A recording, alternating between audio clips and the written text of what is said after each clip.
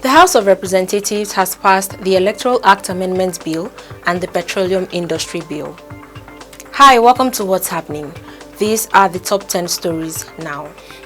At number 10, the National Broadcasting Commission has issued an order to television and radio stations in Nigeria not to report details of the attacks carried out by bandits, terrorists and kidnappers in the country. Specifically, the NBC directed radio and television stations not to glamorize the nefarious activities of insurgents during their daily newspaper reviews.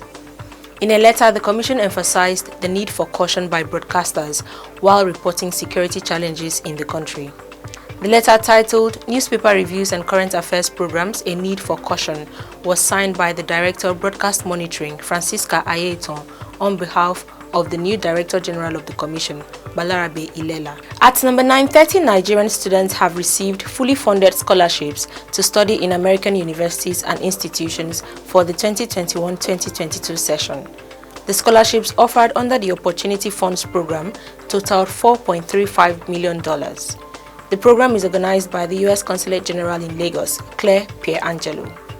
The scholarships cover expenses such as payments for standardized tests, application fees, visa fees, air travel to the United States, amongst others. The 30 students, which include 6 undergraduates, 3 masters and 21 doctoral candidates, were picked after a competitive selection process. At number 8, Lagos State Domestic and Sexual Violence Response Team says over 194 men have been reportedly assaulted by their partners in the past 6 months. The report is for January to June 2021. The figure is 44.33% higher than the 108 assault cases reported by men from January 2020 to June 2020.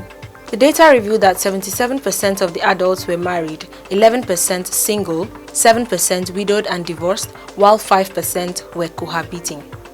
At number 7, the Nigerian Army has said that the 1,009 Boko Haram terrorists who were released to the Borno State government on Wednesday were rehabilitated before being reintegrated back into the society. The Director, Army Public Relations, Brigadier General Onyema Nwachukwu, said this in a statement on Thursday in reaction to reports that the Army secretly reintegrated 1,009 former Boko Haram terrorists back into the society in Borno State. Nwachukwu dismissed the report, describing it as false and untrue. He said while suspects found guilty of participating in terrorism have been handed over for prosecution, those released were suspects who have been thoroughly investigated, profiled and rehabilitated. At number 6, the police command in Katsina State has revealed that its operatives killed a notorious bandit during a gun battle in a forest in the state and rescued an 80-year-old woman from captivity. The state's police public relations officer, Gambo Issa, revealed this during a media briefing in Katsina on Thursday. Gambo said the bandit, identified as Abdullahi Umi, is 50 years old and is originally from Gulu, in Yankwashi local government area of Jigawa State. The police said the bandits kidnapped the 80-year-old woman, Hassana Zubeiru, from Sadamu local government area of Katsina State. The bandit was said to have demanded a ransom of 500 million naira from the victim's children. At number 5, a 28-passenger Russian plane with 17 people on board has gone missing in Siberia. Local news agencies report that the flight disappeared from the radars with 17 people on board on Friday. Reports say the plane had been carrying out a flight for regional airline Siberian Light Aviation and was due to land in the regional capital, Tomsk. The local media said the plane's emergency beacon had been activated and that a search was underway. At number 4, security operatives sealed off the Gani Fawayimi Park in Ojota, Lagos State on Friday morning over a planned rally by a non-governmental organization called Yoruba Appraisal Forum. It was gathered that scores of armed security men, including police officers, Rapid Response Squad operatives, Lagos State Task Force and Lagos State Neighborhood Security Watch were stationed at strategic points to prevent any demonstration.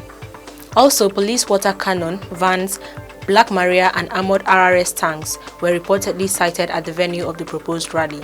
The Lagos State Police Command had, in a statement by its spokesperson Olumuyiwa Adejobi on Thursday, warned the forum against holding any rally in the state, citing security concerns and third wave of COVID-19.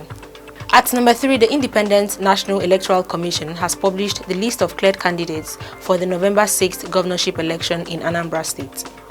The names of candidates were contained in a statement released on Friday by INEC's National Commissioner and Chairman, Information and Voter Education Committee, Festus Okoye. However, the electoral umpire dropped the candidate of the People's Democratic Party, Valentine Ozigbo, and that of the All Progressives Grand Alliance, Professor Chukwuma Soludo. The commission cited court order for exclusion of the parties. Recall that Soludo, who is the former governor of the Central Bank of Nigeria, emerged winner of the ABGA faction loyal to the state governor, Willie Obiano. However, the candidate of the other ABGA faction, Chukwuma Michael Umeoji, was cleared by INEC for the election. At number 2, the federal government has commenced a verification exercise for 196,873 pupils in public schools in Nasarawa State under the National Homegrown School Feeding Program. This was disclosed by the Minister of Humanitarian Affairs, Disaster Management and Social Development, Hajia Sadiya Farouk, during a courtesy visit to Governor Abdullahi Sule of Nasarawa State in Lafia on Friday. Farouk, who was represented by her technical advisor, Abdullahi Usman, said the exercise is aimed at having more data of the pupils benefiting from the program and doing a physical verification of the pupils across Nasarawa State. The National Homegrown School Feeding Program was designed as a multifaceted intervention by President Muhammadu Buhari's administration to drive school enrollment and retention, boost the nutrition of pupils, support local production of food, and encourage income generation. Finally, at number 1, the House of Representatives has passed the Electoral Act Amendment Bill and the Petroleum Industry Bill.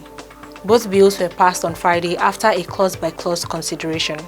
The House of Representatives leader, Alhassan Adodoguwa, had moved a motion for the bills to be passed, and the deputy leader, Peter Akpatason, seconded it. Before the bills were passed, some lawmakers of the People's Democratic Party walked out of the chamber over Clause 52 of the Electoral Act Amendment Bill, which suggests electronic transmission of election results. The opposition lawmakers had disagreed with Ahmed Idris Wase, the deputy speaker, who presided over the sitting concerning the controversial clause. The developments brewed some commotion and a fight broke out. However, the House passed the bill and adopted electronic and manual transmission of election results where and when practicable. Always remember to wear your mask, wash your hands, and stay safe. That's all for today. See you next time on What's Happening.